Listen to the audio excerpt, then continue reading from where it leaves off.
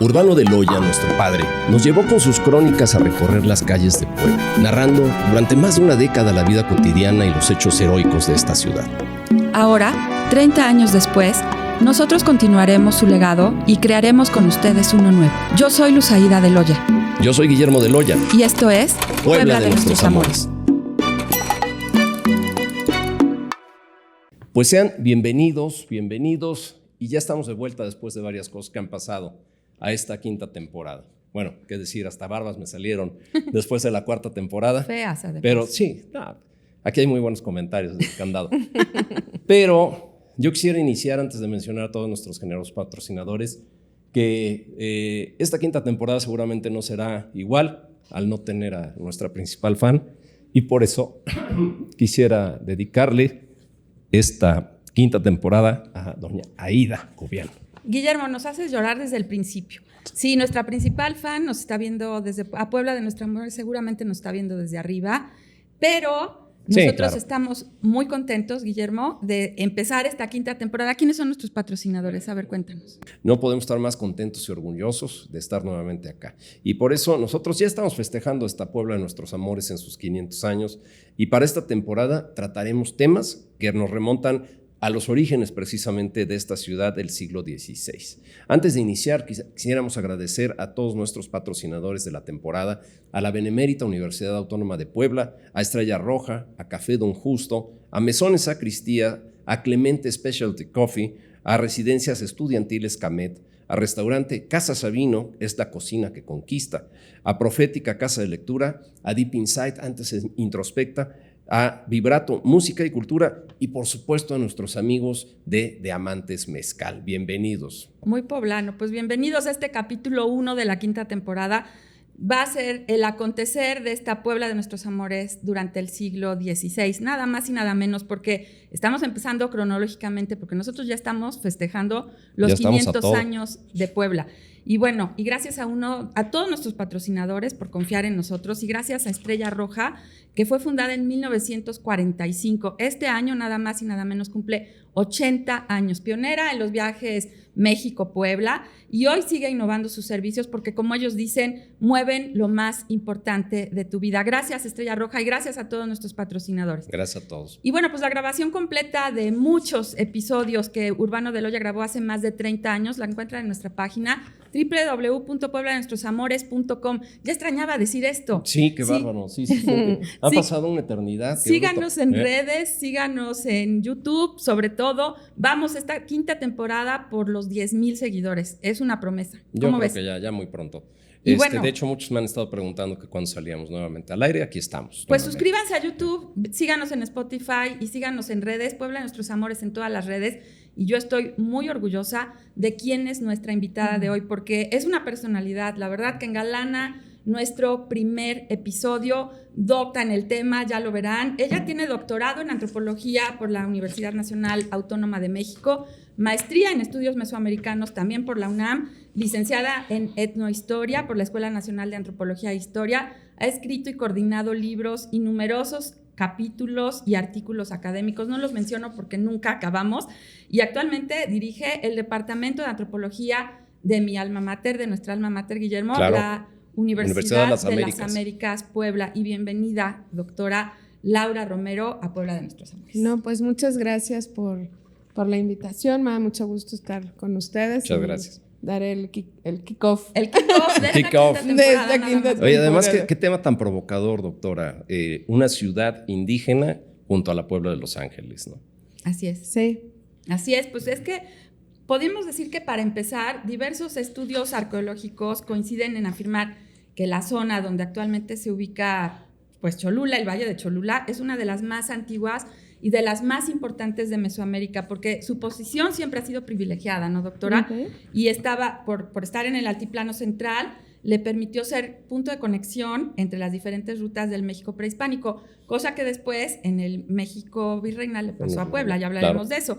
Pero bueno, pues se trata de un territorio que desde tiempos ancestrales ha estado poblado en forma ininterrumpida por muchos grupos étnicos, ya nos contarás de ellos, hasta que arriban los toltecas chichimecas y fueron los que la nombran como Toyán Choloyán. Uh-huh. Y bueno, pues, ¿qué quiere decir? La gran ciudad de los que huyeron en donde está el cerro artificial. Ahorita nos cuentas por qué. A ver, ¿qué nos podrías decir, doctora? ¿Cuál es el legado de todos los pueblos, si pudieras mencionar, que han habitado a Cholula a lo largo del tiempo y cuál era ese cerro artificial? Bueno, pues Cholula es la ciudad más antigua, ¿no?, de América. Nada más. Porque a diferencia de otras grandes ciudades, nunca ha dejado de estar habitada. Tiene más o menos 3,000 años de habitación continua. Incluso en términos de patrimonio arqueológico es complicada Cholula, porque a diferencia de otras zonas que está como muy delimitada la zona arqueológica, digamos, Cholula es una gran zona arqueológica, ¿no? O sea, estamos hablando de 3,000 años y esa ininterrupción de esta gran ciudad pues ha ocasionado que tenga la complejidad que podemos ver al día de hoy, ¿no? Incluso a mediados del siglo pasado, Guillermo Bonfil, que hace uno de los estudios más importantes sobre Cholula, dice que pues, Cholula es algo así como incomprensible, pues, ¿no? Que es todo un reto al intelecto porque es muy difícil de entenderla. Y es difícil de entenderla justamente porque lo que podemos ver en Cholula es que es una ciudad terriblemente ambigua, ¿no? Es una comunidad rural, pero es cosmopolita. Pero y lo sigue siendo, ¿eh? ¿Sí? Sí, lo sigue siendo. Hasta el día de hoy Cholula es como una muestra de la complejidad humana, ¿no? O sea, no podemos decir que es rural, ¿no? No podemos decir que es urbana. Hay cosas que no encontramos en la ciudad de Puebla, por ejemplo, ¿no? El tipo de vida. Bueno, entonces creo que este es el gran legado de todos los pueblos y de los grupos étnicos que han alguna vez pasado por Cholula, ¿no? Que Cholula no excluye, Cholula integra, ¿no? Y en esa integración no es artificial, es muy orgánica y entonces no es armónica, ¿no? O sea, Cholula, siempre pensamos en la diversidad cultural y esto creo que es una cosa importante, como algo muy funcional, ¿no? Claro. Como si la diversidad cultural fuera algo que funciona adecuadamente y cuando pensamos en la realidad, tenemos el caso de Estados Unidos, por ejemplo, de todos los países del mundo, ¿no? Cuando hay gente de muchos lugares, generalmente lo que hay es conflicto. Solo en el imaginario creemos que ese conjunto de personas son como un mosaico perfecto, pero en la vida real no te pones de acuerdo. No te pones de acuerdo, ¿no? Y Cholula tiene esa particularidad que ha tenido tantos años de poblamiento que es como un híbrido, ¿no? E intelectualmente entender lo híbrido cuesta mucho trabajo porque no cabe en una caja, ¿no? Cholula son muchas cosas y lo sabemos en épocas recientes que ha sido así y asumimos que fue así, ¿no? Entonces, creo que esa es como la gran particularidad de Cholula. Uno puede ver cuando pasa de Puebla a Cholula. Sí, aunque estamos prácticamente en el mismo lugar. O sea, es exacta, o sea, geográficamente podría ser el mismo lugar, pero uno nota cuando llega a Cholula, ¿no? Y dentro de Cholula hay muchas Cholulas, ¿no? O sea, es como hay una vida muy compleja y creo que esa es la gran virtud de Cholula, ¿no? Es una ciudad muy diversa y muy integradora, pues. Y desintegradora, ¿no? Digamos, o sea, como que las cosas funcionan como funcionan en la realidad, ¿no? La diversidad cultural, insisto, pensamos que es muy orgánica y en realidad, justo como decías, ¿no? No nos ponemos de acuerdo. Doctora, y con un concepto muy interesante, o sea, porque desde los tiempos de los toltecas ya hablar del cerro artificial, ¿cómo era esto? A ver, cuéntenos. Bueno, en muchas culturas las montañas son axis mundi, ¿no? Son lugares que conectan el plano de lo humano con el plano de lo divino, digamos, ¿no? O sea, como la tierra y el cielo, lo humano, lo no humano. Y esos ejes a veces son árboles, a veces son obeliscos, ¿no? Y en toda Mesoamérica, las montañas son un axis mundi. Y la orientación de la pirámide de Cholula, pues está claramente vinculada al volcán, ¿no? De hecho, hay ciertos ángulos que uno puede ver que el cerrito, ¿no? Pues es ahí está la foto, ¿no? Exactamente. Es un volcancito, ¿no? Es una réplica de esa montaña natural que es el Popo, ¿no? Okay, ese era el cerro artificial. Ese es el cerro artificial y no es una pirámide, son muchas, es como una matrushka, ¿no? Ah, ok. Dentro de lo que vemos, que no es todo, ¿no? Hay al menos 8 cuerpos anteriores. Y que es ¿no? fascinante, digo, quien tenga claustrofobia, por favor, No, vaya, pero es no fascinante. Pero hablando de este sincretismo, porque a fin de cuentas también Cholula la podemos considerar como una cuna de sincretismo también, pero retrotrayéndonos un poco a la época, los toltecas fueron precisamente ellos quienes construyeron o quienes edificaron su propio santuario a Quetzalcóatl. Y con ello, pues bueno, que precisamente está al norte de la Gran Pirámide, en donde actualmente está el convento franciscano de San Gabriel. Sí. En ello, estamos hablando de San Pedro Cholula, básicamente. Ajá. Y el santuario de Quetzalcóatl, en esos tiempos también se convirtió en el centro religioso más importante del altiplano, como tal del altiplano central, y por ello Cholula se convirtió en un polo de peregrinaje importantísimo. ¿De qué año data lo que hoy conocemos como la pirámide de Cholula? A ver, denos un poco más de generales y de antecedentes sobre esta pirámide que a veces nada más vemos así, en la superficie. Y no sabemos de qué época es exactamente. Sí, y justo son como muchas épocas, ¿no? Okay. El basamento más antiguo es del siglo II antes de Cristo. O sea, la parte más primitiva, digamos, como más antigua del basamento es del siglo II y en el siglo VIII después de Cristo se ve ya como en su último cuerpo. Entonces, digamos, estamos hablando de 10 siglos en que ese cerro artificial se fue construyendo, ¿no? Sí, y eso es muy común en Mesoamérica también, ¿no? O sea, como justamente esa constante población, hay una cuestión de iconoclasia, ¿no? O sea, siempre que llega un nuevo gobierno o un nuevo pueblo, ¿no? Va a ocupar los lugares de memoria, ¿no? Pensemos en los presidentes, construyen algo que deja legado de que pasaron por ahí. Y lo van edificando encima. Y en el le van caso cambiando de estos, los colores a los gobiernos. Exacto, lo ¿no? van Entonces, pintando del algo color pasa, actual. sí. El hospital antes era de un color, y el siguiente de otro. Y las calles igual. Las calles, los vehículos. Y aquí pasa lo mismo. En muchas ciudades de Mesoamérica se va sobreponiendo, ¿no? La construcción. Que quizá lo deberíamos entender perfectamente, usted lo describió como una matrioshka, ¿no? O sea, ¿sí?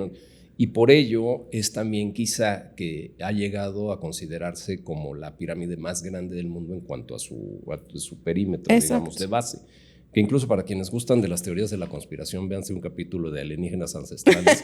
Ahí sale la pirámide de Cholula. No nos vayas a salir con eso, por favor. En serio. Las pirámides no las construyeron los extraterrestres. Diviértanse. No las construyeron los extraterrestres. Bueno, yo dudo que tú seas extraterrestre.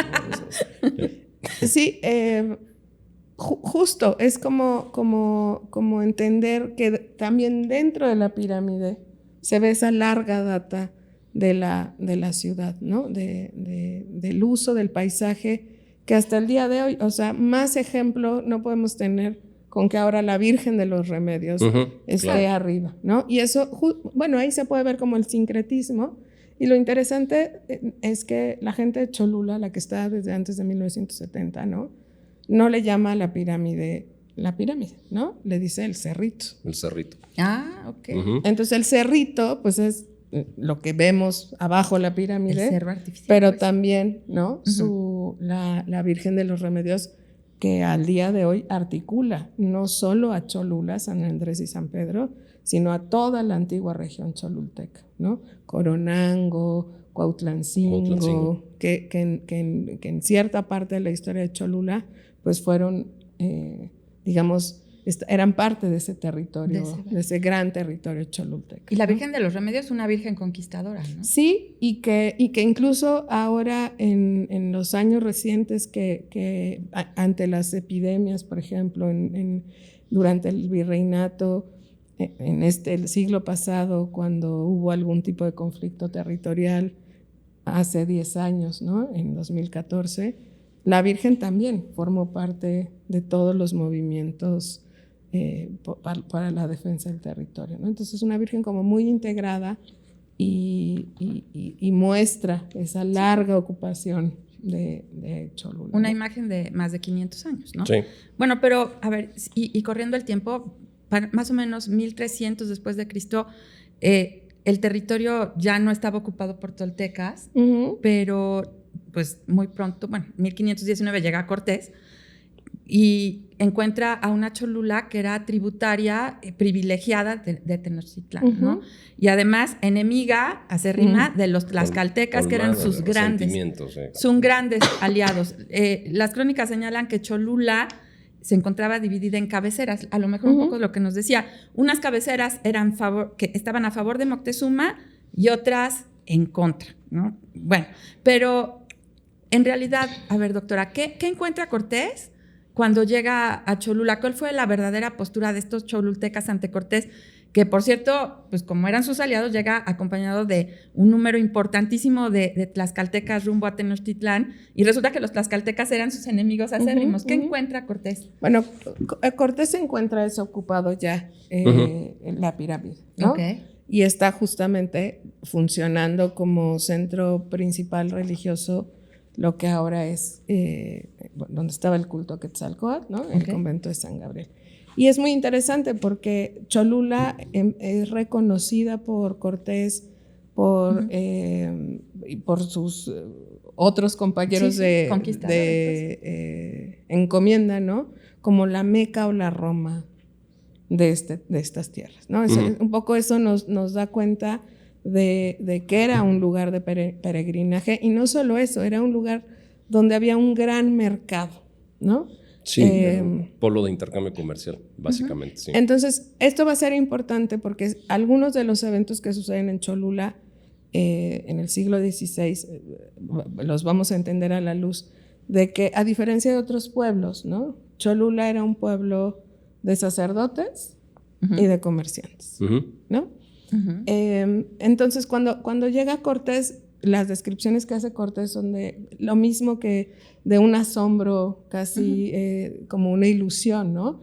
Él ve una gran ciudad con muchas cúspides, que son, cúpulas, que son esos pequeños centros ceremoniales que había en cada uno de los barrios, porque a veces cuando pensamos el pasado prehispánico lo vemos como una unidad, y en realidad era una sociedad terriblemente compleja, ¿no? Entonces, por eso unos eran amigos de unos, otros eran enemigos de otros. Y al ratito, ¿no? Al revés. Y al ratito al revés, y al ratito ya quién sabe quién estaba con quién. Cortés encuentra una ciudad, dice, no hay un palmo que no esté labrado, ¿no? O sea, que hay muchos cultivos, es una ciudad, él menciona, ¿no? Que se veían los hilos de humo de los braseros, o sea, había una vida ceremonial muy compleja. Muy poblado, Cholula. Tenemos que pensar que, bueno, que habían ya muchos años de población, ¿no?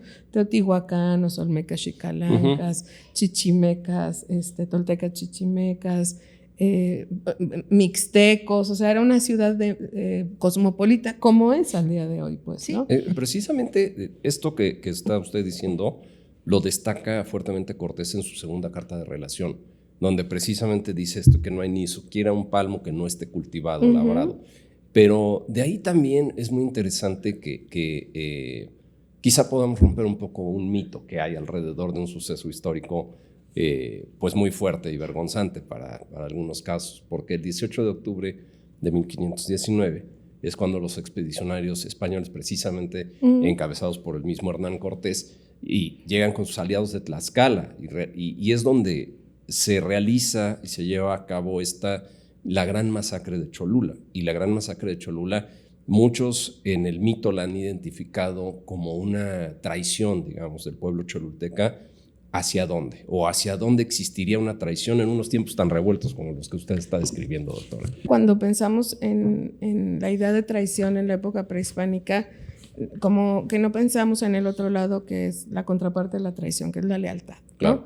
O sea, ¿hacia quién tenían que ser leales los cholultecas en un entorno tan convulso como eso? Pues yo creo que a sí mismos, ¿no? O sea, creo que en ese sentido la lealtad de los cholultecas tenía que ser hacia su propio pueblo, porque todo estaba desconfigurado, ¿no? Entonces, pensemos un poco que lo que hacen los tlaxcaltecas es unirse a los españoles, sí, claro, porque los mexicas los tenían sometidos bajo tributos muy, muy, muy, muy, muy fuertes, pues, ¿no?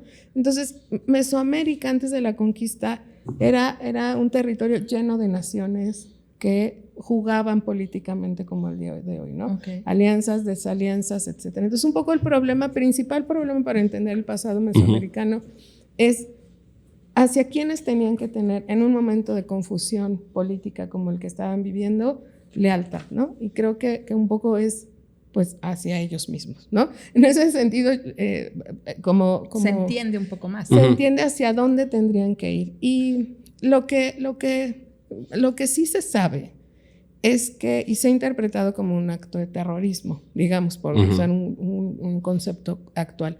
Y por eso decía lo anterior, si pensamos que Cholula era un pueblo de sacerdotes y de comerciantes, no había, digamos, en una lectura política del momento, ningún indicio de que los cholultecas fueran a traicionar a Cortés, por ejemplo. Lo más interesante quizá en ese contexto es que es la única vez que menciona a Malintzin, a María, a Marina, a la Malinche. En ningún momento de sus cartas él habla explícitamente de ella, más que ahí, cuando la nombra o la coloca como la autora de ese rumor, ¿no? De que iba a haber una... A fin de cuentas, esto inició por un rumor. Es la fuerza del rumor, pues, ¿no? Y entonces es interesante cómo Cortés, cuando escribe, ¿no? Asume que, bueno, menciona que es Malintzin la que le cuenta que va a haber una traición. Entonces, creo que más que entender si estaban, que habían traicionado a quién, lo que hay que entender es como los elementos que sí podemos tener claros históricamente, ¿no? Población civil, sacerdotes, comerciantes, y hubo una violencia denotativa, ¿no? O sea, hubo una violencia explícita que estaba mandando un mensaje claro, ¿no? Y aunque lo que se cuenta es que sorprende Cortés con la matanza antes de esta supuesta traición, la reacción se adelanta, ¿no? Supuestamente la reacción no corresponde a la de un pueblo preparado para una emboscada. Para ya, ¿no? Irlo a traicionar. No había manera, ¿no? Okay. Entonces se calcula que López de Gomara dice que fueron 6,000 personas. No hay registro arqueológico de esas personas, de esas muertes. Hubo una excavación importante en el convento de San Gabriel donde había muchos cuerpos, pero fue más bien de una epidemia. Entonces no tenemos claro dónde están esas 6,000 personas. Y quizá lo más, como uno de los elementos importantes para saber que realmente Cortés lo había hecho antes. En una comunidad, ahorita les digo, como Tecoac. Cortés ya había hecho una acción similar de violencia denotativa, o sea, explícitamente cometer un acto violento para leccionar a los otros. Porque hay que entender un poco también eso. Cortés venía a conquistar un territorio. Claro. Tenía que hacerlo también un poco. Y venía en una línea muy delgada, donde también estaba muy expuesto a cualquier tipo de sublevación que lo hubiera. Si hubiera sido una sublevación ordenada en esos momentos, lo hubiera aplastado. Porque el número era impresionantemente mayor, ¿no? E hizo la conquista con pobladores indígenas de otras regiones. Sí, ¿no? no eran muy poquitos. Sí, claro. No había muestras de que hubiera una emboscada preparada. Y hay registros históricos donde lo que él hace, lo que él pide a los sacerdotes y a las autoridades que sobrevivieron es que se disculpen con ellos, ¿no? Entonces, es un trato muy común de donde se culpa a la víctima, digamos, de la violencia que es recibida, ¿no? Entonces, es muy complicado entender. Te maltraté, pero por tu culpa. Ajá, ¿no? O te pegué porque tú me provocaste. Sí, pues, fue tu culpa. Ajá. Entonces, hay ahí como muchos elementos, pero creo que lo más interesante es ver cómo construye el relato Cortés de lo sucedido, ¿no? ¿Qué estaba pasando? Y la respuesta de los cholultecas que no estaban preparados para una emboscada. Claro. ¿no? Entonces, sí, es un momento muy como oscuro, ¿no? En el proceso de colonización, por supuesto era una invasión, Y sí es importante, creo que lo más interesante es pensar esto de las lealtades, ¿no? Todo estaba revuelto, entonces uno tenía que ir con quien menos peor le fuera con ir. quien más te convenía, eso es importante. Y no había a quien traicionar, pues, ¿no? O sea, es lo mismo con los tlaxcaltecas, ¿no? ¿A quién? Sí, Y más bien hay que pensar con quién te convenía en ese momento tener tu lealtad. Lealtad a quién, claro. Lealtad a quién. Y eso se ve muy claro, doctora, cuando se consuma la conquista, porque Cholula, una vez consumada la conquista por Cortés, es dada como encomienda y precisamente como corregimiento en el año en que se funda Puebla de Los Ángeles, en 1531, y sus habitantes entonces ahora quedan como tributarios a la corona española. La fundación de Puebla, 1531, fue el primer, pues, se puede decir causó un impacto fuerte en el territorio de Cholula porque pierde una parte importante de su territorio y además incluso hay hipótesis que dicen que la dirigencia cholulteca como que negocia para que se fraccione el valle de Cuetlaxcoapan con tal de que no se fueran a asentar este nuevo asentamiento español en la ciudad indígena de Cholula, ¿no? Realmente Cholula a duras penas subsistió a la conquista. ¿Cuál fue la reacción cuando se funda Puebla? ¿Cuál es la reacción de Cholula cuando se funda Puebla? ¿Fue una estrategia de verdad de los cholultecas o era más bien una estrategia de los españoles? Sí, bueno, más o menos con la fundación de Puebla, Cholula pierde aproximadamente de golpe el 30% de su territorio, ¿no? Sí. Y también tenemos que pensar que una cosa que los españoles tenían que hacer para administrar los nuevos territorios era reorganizar a la población. Sí. Hay procesos de reasentamiento que en muchos lugares las poblaciones rurales prehispánicas se localizan de manera muy dispersa. Okay. Y eso no podía ser viable para la administración colonial. Entonces lo que hacen es reubicar, ¿no?, a la población de modo que pudieran tener vigilancia de ellos en términos religiosos, que era muy importante, y de recolección del tributo. Entonces, en todo el territorio novohispano, Nueva Galicia, ¿no?, en todo el territorio colonizado, hay una reorganización de la población. Es interesante porque lo que pasa en Cholula, en el siglo XVI había una ordenanza que prohibía que en territorios que la corona española ya había dado a los pueblos de indios, ¿no?, habitaran no indios, ¿no? La palabra indígena aparece en el siglo XIX, cuando el Estado mexicano se consolida, ¿no? Entonces los pueblos de indios, había una ordenanza que decía que no podían vivir en esos pueblos donde ya habían dado el fundo legal la corona española, mestizos, españoles, moros o esclavos. Bueno, los esclavos vivían con sus dueños, con sus amos. Pero en Cholula no pasa eso.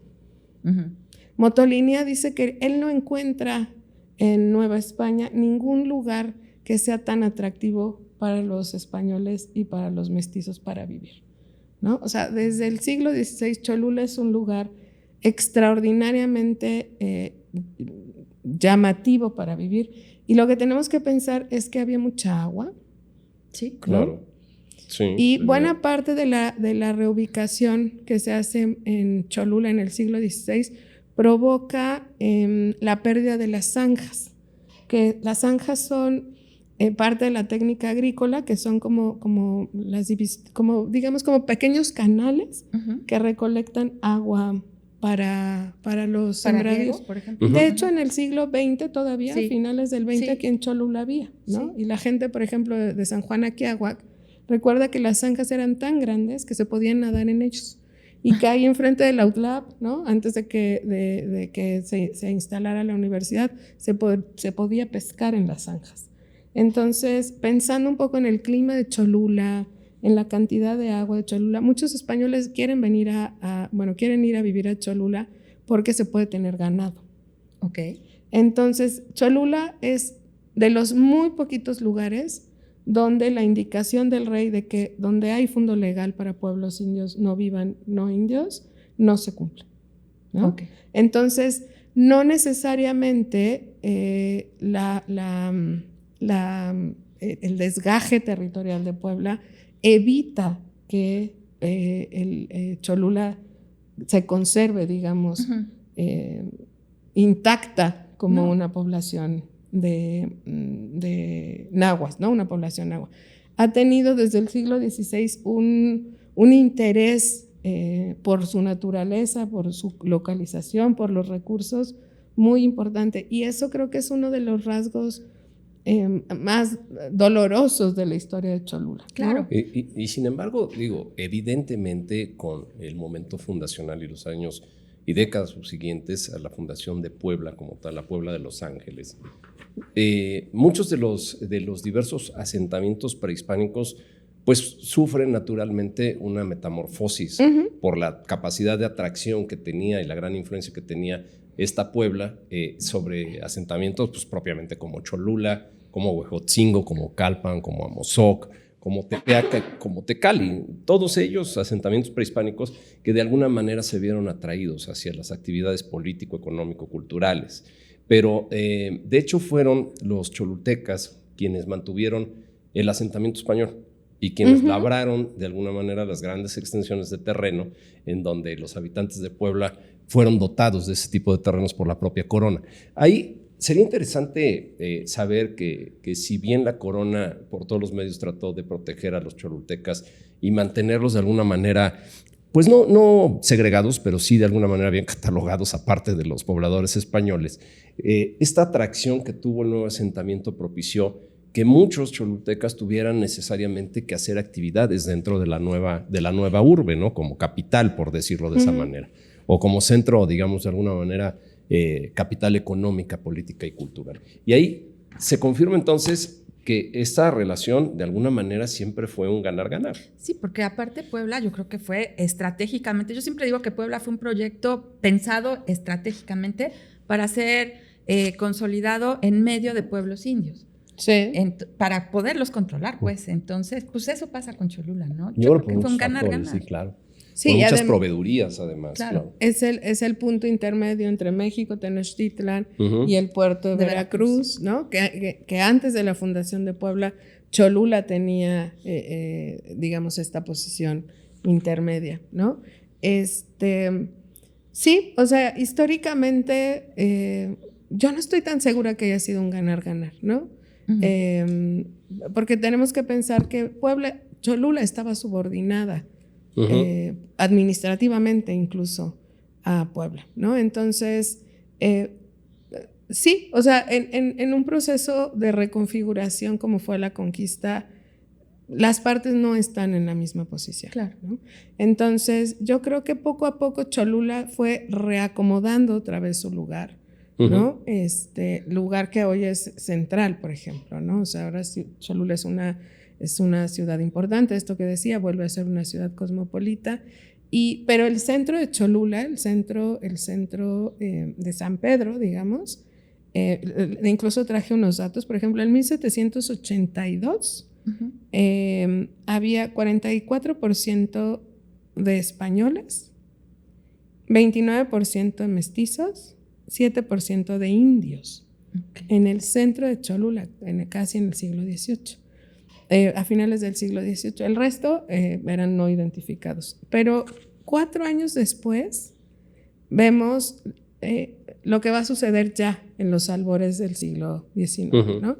Hay solo 21% de españoles, o sea, casi la mitad, y 52% de mestizos. Correcto. Casi el doble, ¿no? Sí. Y ya hay solo 2% de indios. Entonces, digamos... Será una mezcla muy rápida. Y ahora en los 2000 del siglo XXI hay 90% de estudiantes y 10% cholultecas. Sí, ya. Es una ciudad sí, o sea, y eso diferente. muestra justo, ¿no? Que Cholula tiene algo muy particular que la ha hecho siempre muy atractiva. Yo creo que si cada ciudad tiene un designio, ¿no? Cholula ha sido...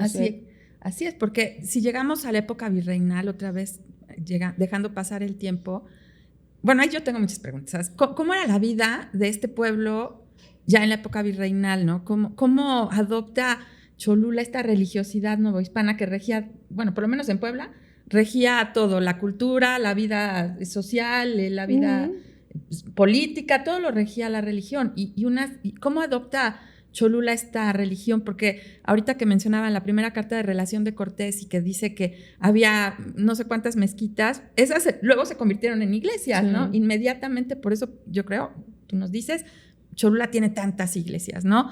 Y cómo sigue conviviendo durante el virreinato con la Puebla de Los Ángeles, que con el paso del tiempo se convierte en la segunda ciudad más importante del virreinato, ¿no? ¿Qué pasa con los indígenas? Podemos ver hoy, ¿no? Por ejemplo, que hay más fiestas que iglesias, ¿no? O sea, sí. Entonces... Sí. Diario hay cohetes. Diario hay cohetes. Entonces podemos pensar... Quien vive en Cholula lo sabe. Sí. Un poco sí. en esta vida virreinal, ¿no? Donde probablemente está este mito de que hay 365 sí, iglesias. Sí. Pues no, pero sí, seguro hay 365 fiestas, ¿no? O sea, siempre hay algo, un santo. ¿Ha habido un censo real de cuántas iglesias hay? Creo que no llegan a 100 iglesias. Yo ¿no? también calculo pero que no ¿y de fiestas? Lo de fiestas sí, porque si pensamos que cada barrio tiene sus fiestas. Su advocación. Y entonces dentro hay otras y cada uno, o sea, yo creo que sí juntamos 365 fiestas, ¿no? Sí. Yo creo que eso es un poco lo que vieron y eso también, cuando miramos al pasado, tenemos que tener presente que eran sociedades politeístas. Sí. Y el catolicismo llega con muchos santos, ¿no? Uh-huh. Y los frailes... Y aparte importados de Europa, por supuesto, sí, ¿no? Pero tenían atribuciones que colocaron adecuadamente... Sí, que los pudieron mimetizar de alguna manera para tener una mejor asimilación. Sí, y por ejemplo un caso muy bonito es San Juan Aquiahuac. Okay. San Juan Aquiahuac, que es un barrio de la cabecera de San Andrés. San Juan Bautista, pues incluso cuando lo pensamos, tiene una, ¿no? Como una jarrita derramando agua porque bautizó a Jesús, etcétera, y hay evidencia de advocaciones de dioses del agua, ¿no? En Aquiahuac. Aquiahuac tiene que ver con agua, ¿no? Entonces,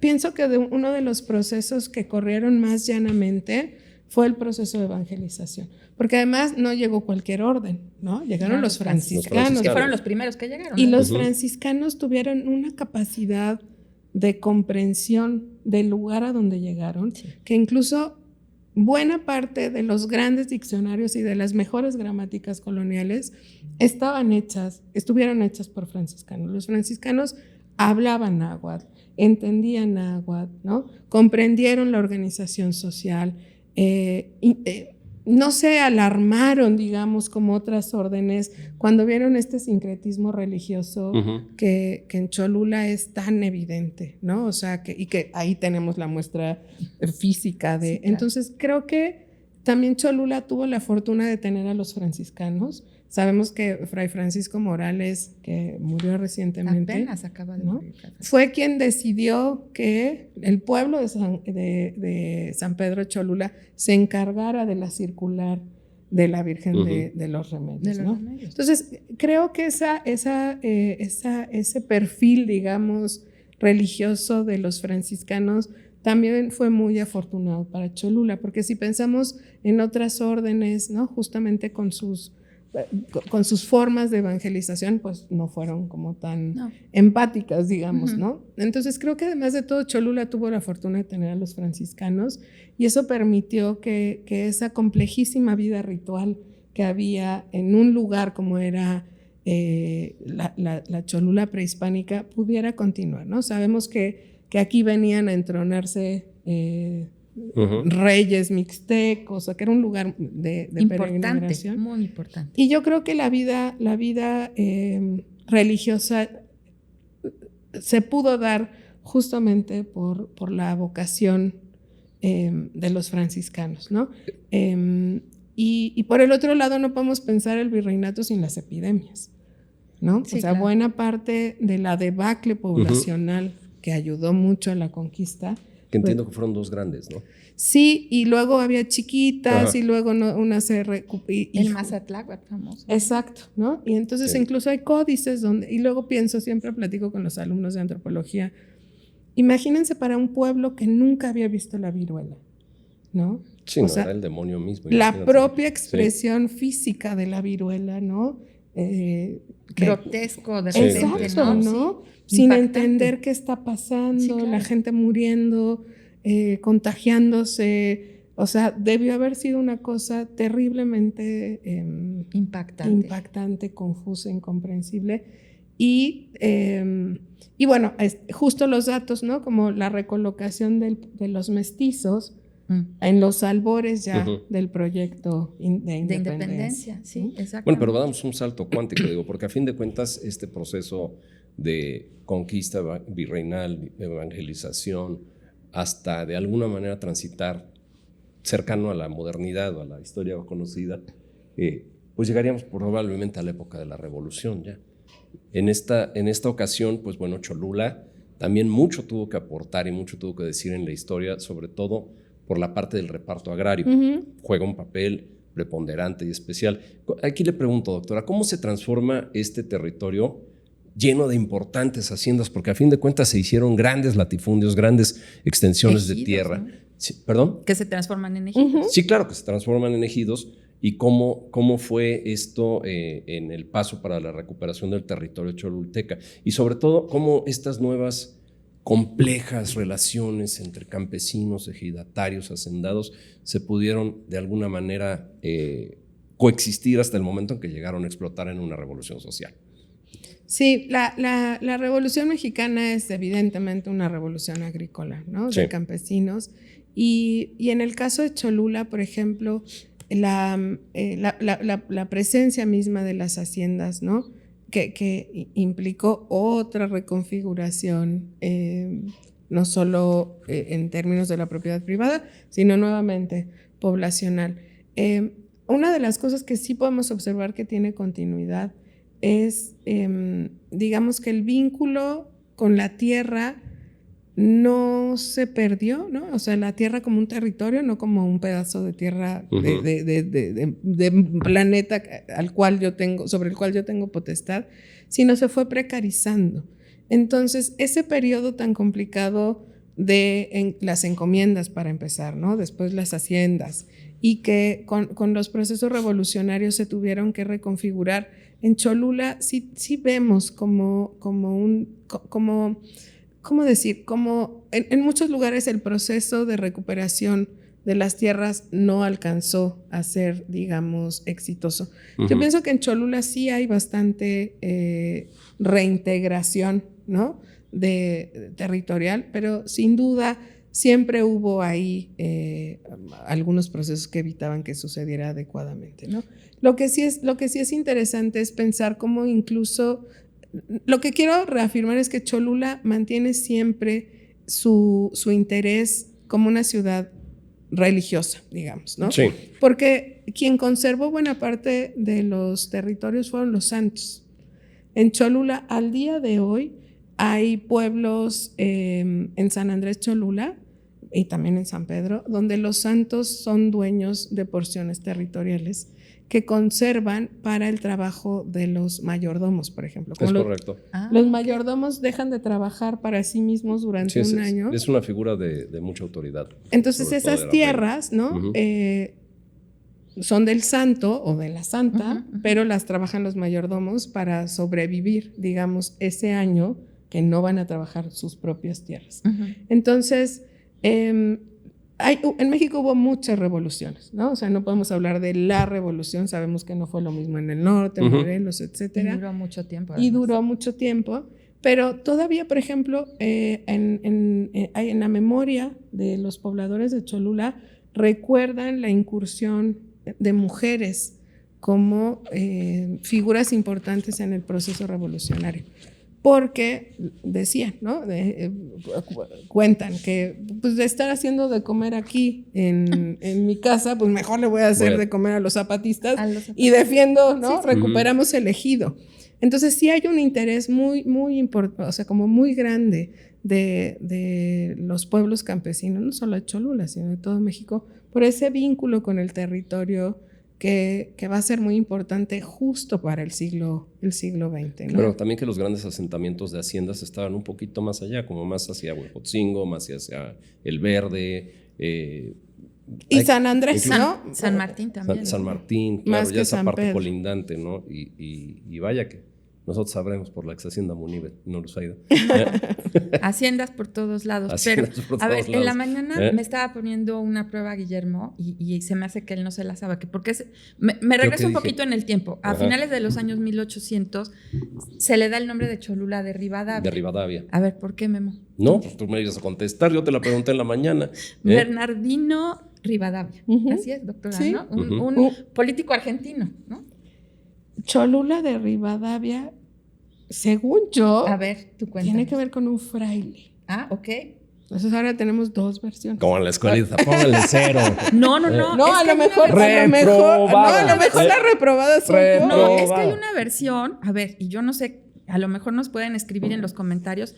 Tú danos la versión que es es la No, ya dudé. la Según- documentada, ¿no? Pues no sé si es la documentada o es la que yo tengo, pero según yo, tiene que ver con un fraile. A ver, cuéntanos Es eso. que Y yo luego les un cuento. fraile que Ujú. se apellidaba Rivadavia. Rivadavia.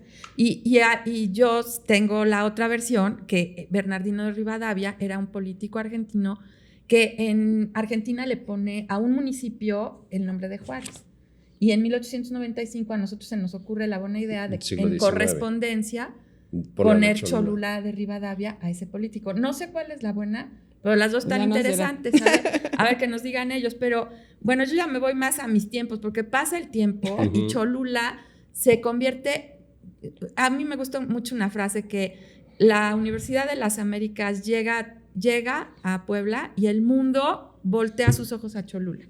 Yo creo que sí A la es ex cierto. hacienda de Santa Catarina Mártir, Así por es, cierto. que yo Ujú. creo que sí le cambia el rostro a esa Cholula, a lo mejor un poco más rural que le Ujú. conocemos, y se convierte en una ciudad pues cosmopolita, de jóvenes, de vida un poco más ligera, y bueno, una ciudad estudiantil, ¿no? Porque desde principios de esta década de 1970 y hoy la universidad, este año 2025, nada 80. más y nada menos 55 años en Cholula. En Cholula. En Cholula. En realidad en Cholula. En Cholula, ¿no? 55 años y 85 años en 85 México, años en México. nuestra alma mater. Pero bueno, desde principios de la década de los 70 hasta mediados de los 80, Puebla empieza a crecer, sobre todo en zonas industriales, y Ujú. vuelve a quitar más territorio. No es que le quite, pero pues se va apropiando, ¿no?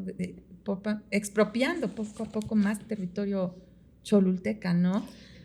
¿Tú qué piensas de eso? ¿Sí sufre Cholula estas consecuencias de la cercanía de esta gran ciudad de Los Ángeles? Sí, yo creo que esto, desde el siglo XVI, ¿no? Cholula ha alimentado en muchos sentidos el crecimiento de Puebla, ¿no? O sea, y efectivamente, por eso hace rato decía, ¿no? Antes de Ujú. 1970, después de 1970, Sí. porque sí es un hito en la historia Sí. de Cholula. La recta, Ah, claro. obviamente, ¿no? Que se hace después de la llegada de la universidad. Y sí, en la memoria de los cholultecas y de las cholultecas, sí es un momento clave Sí. en la reconfiguración de Cholula. Y creo que sobre todo en la parte nuclear, ¿no? En el centro, porque Ujú. Cholula, bueno, por ejemplo, San Antonio Cacalotepec es Ujú, gigantesco. es enorme, ¿no? Gigantesco. Pero son ¿no? extensiones muy verdes, vamos. Es sí. muy, Ujú. muy grande. Entonces, cuando hablamos del impacto inmediato, está en el centro, como estos datos que les daba del siglo XVIII. Y sí, o sea, sí ha tenido afectaciones, digamos. Incluso desde el siglo XVI, el virrey de Mendoza manda a un funcionario virreinal a determinar claramente el río Atoyac como un límite, Ujú. ¿no? Sigue siendo. Entre Puebla y Cholula, Y hoy porque sigue no, siendo un tema. no se ponían de acuerdo. Entonces él manda como a su juez de tierra a decir, a ver, ya, tú acabas de aquí para allá y tú Ok. de aquí. Y sabemos que hasta hoy Hay es límites todo confusos. un Sí, se pierde. asunto. Y justo este libro que les decía de Bonfil Batalla, una de las cosas que Bonfil Batalla no logra entender es por qué ante la industrialización de Puebla, ¿no? Cholula se mantiene como un lugar urbano, pero no tan urbano, digamos, ¿no?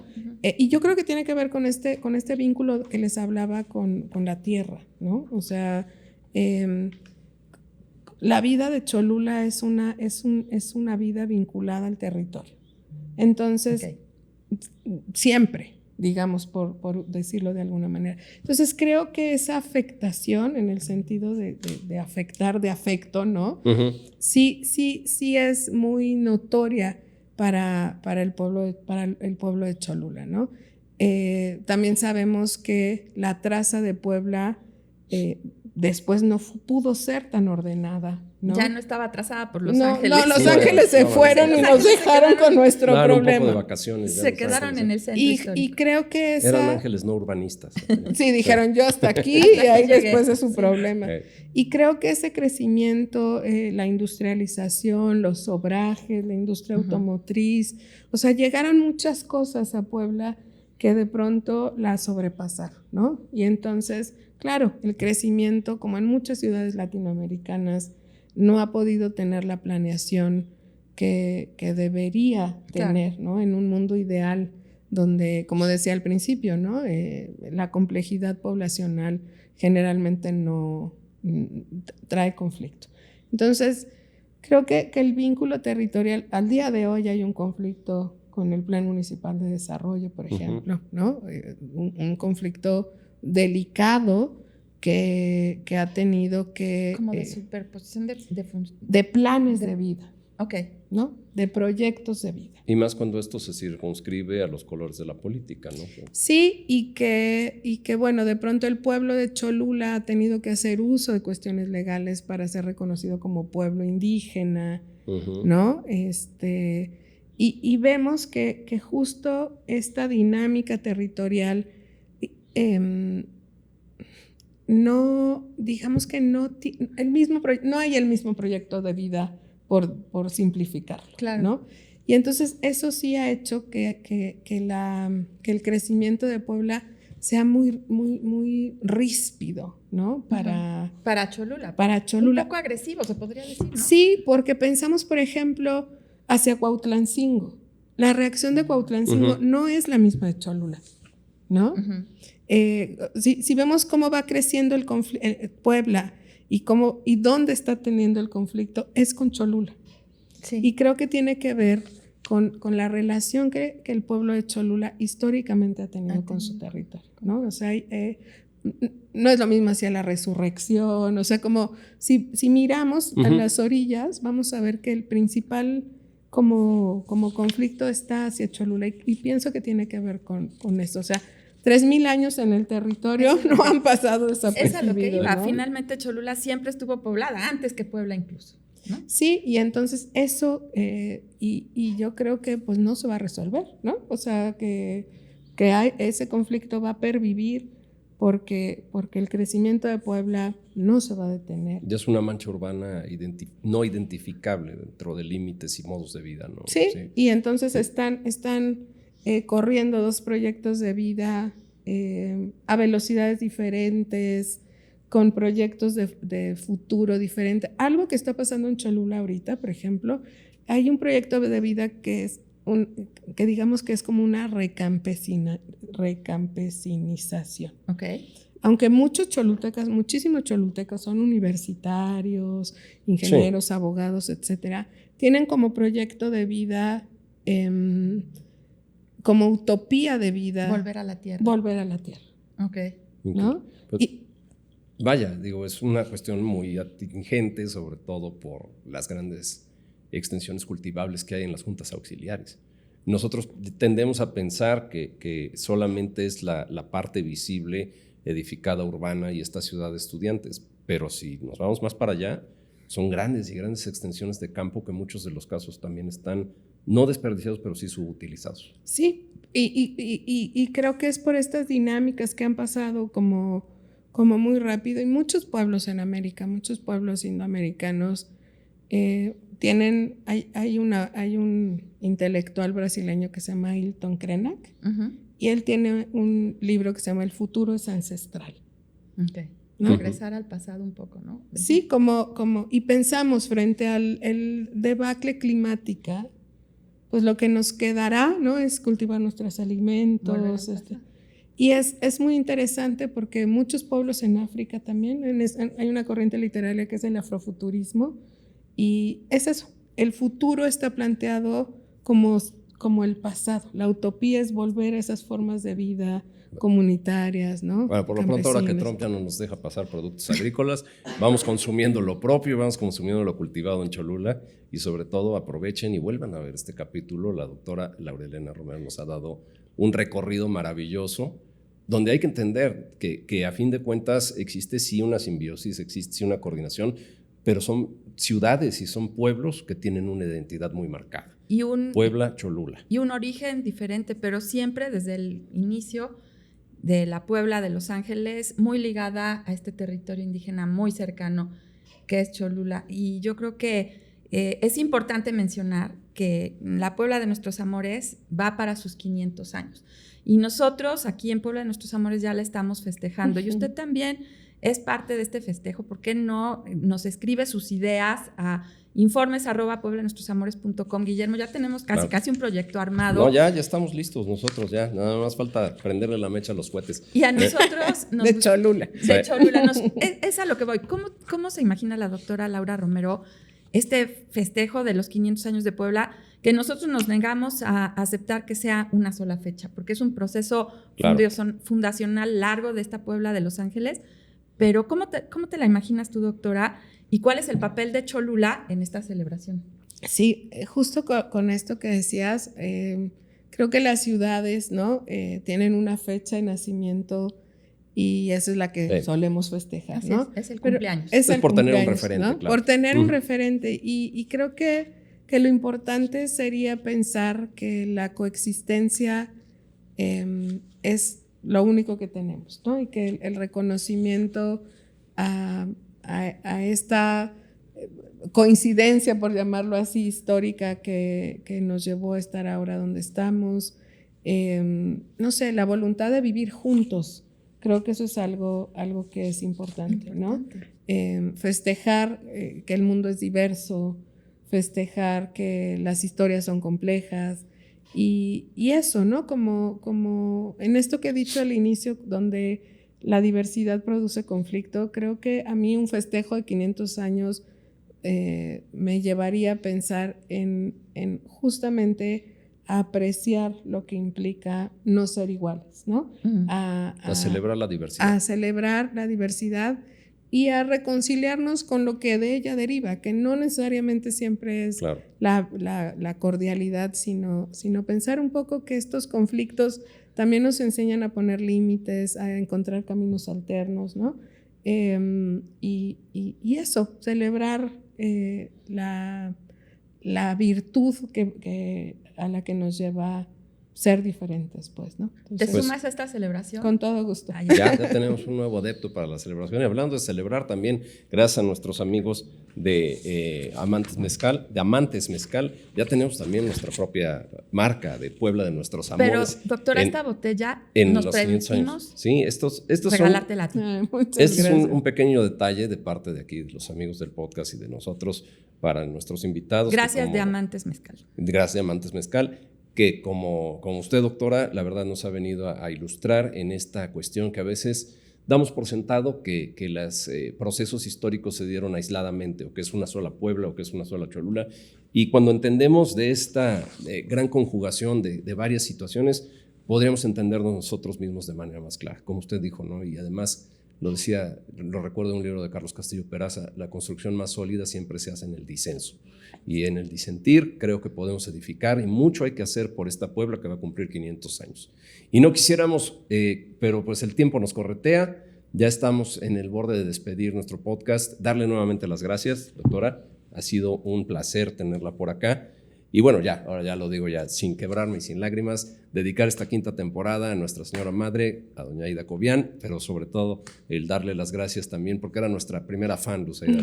Sí, cuando teníamos una visualización seguro era mi mamá. Sí. Cuando teníamos 10, empezamos con una visualización en YouTube y era mi mamá. No, sí. pero aparte luego teníamos 10 y era mi mamá porque lo veía 10 veces. Qué bonito. Pero bueno, seguramente nos está viendo de dónde está y bueno, hay que agradecer a nuestros los patrocinadores. Por supuesto, a la Benemérita Universidad Autónoma de Puebla, a Estrella Roja, que yo quiero mucho por ahí, a Lalito, que lo queremos también aquí en este programa. Muy bueno su episodio, ¿eh? Sí, muy muchas bueno. veces muy taquillero. Ahí, regresa, por favor. Váyanse a la 4ª temporada, vean el capítulo de Estrella Roja, muy bueno, gracias a nuestro Café Don patrocinador. Justo, que siempre, por supuesto, nos deleita aquí con una deliciosa taza de café. Al Mesones Sacristía, ahí enclavado en Los Sapos, que quien no ha ido y no lo tiene como un referente. A Clemente Specialty Coffee, que está en la sacristía, por por supuesto, es una cafetería también. Y luego les hablamos de su otra dirección, muy buenos también. Residencias Estudiantiles Camet, que es la mejor atención para estudiantes. Ahora que hablamos de estudiantes, no se pierdan la oportunidad de conocer estas magníficas residencias. A Restaurante Casa Sabino, la cocina que conquista. En el centro histórico. En el centro histórico. Profética, que quien no conoce la casa de lectura Profética, por favor, cualquiera que guste de tener un libro en la mano debe conocer Profética. A Deep Insight, antes Introspecta, que maravillosa la oferta académica y de educación que siempre tiene. apostándole a la cultura. Y a Vibrato, Música y Cultura. También. Por supuesto, nuevamente mencionar a Diamantes Mezcal. Y esta botella es para usted, doctora. Muchísimas Ya que gracias. hablamos de celebrar, pues de una vez abramos el mezcal. Perfecto. Qué buen pretexto. Oiga, yo no puedo dejar de imaginarme a Cholula sin el volcán. Esa leyenda de que llega Cortés y Diego de Ordaz sube al volcán y de ahí extrajo el azufre para la pólvora. Yo no sé qué tanto es cierto y qué no, pero siempre... lo dice Bernal Díaz del Castillo. Yo creo siempre vinculado a los volcanes, claro, ¿no? Siempre vinculada a Cholula al volcán, ¿no es así? Sí, lo decíamos, ¿no? La pirámide es una réplica del volcán. Y habrá que escuchar cómo en este caso el cronista Urbano de Loya hacía alusión a este tema y cómo en su momento despedía el programa. ¿Le parece, doctora, que nos ponemos audífonos y lo escuchamos? Nuevamente, mandándoles un saludo a todos y con la promesa de hacer de esta 5ª temporada una gran temporada. Muchas gracias a todos. Gracias, Luzaida. Gracias.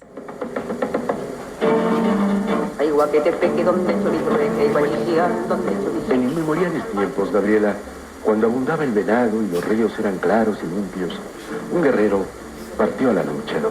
Dejó a su prometida, la anhelada doncella, con quien a su vuelta se unirá para siempre. La promesa es firme, mas la guerra es larga. Los dioses esconden a la lluvia. Los sacerdotes deciden el sacrificio. La vestal es elegida. El cruel acto se realiza. La mujer muere. El guerrero retorna y ante el doloroso cuadro toma entre sus brazos a su prometida y con ella escala la más alta de las cumbres y ahí se estaciona por los siglos de los siglos, eternamente, sin hacer caso de las nieves, de las tormentas, de las primaveras y de los miles de años. Duerme en paz, Ixtlacíhuatl. Nunca los tiempos borrarán los perfiles de tu clara expresión. Vela en paz, Popocatépetl. Nunca los huracanes apagarán tu eterna antorcha de amor. Suena el temporal y la chirimía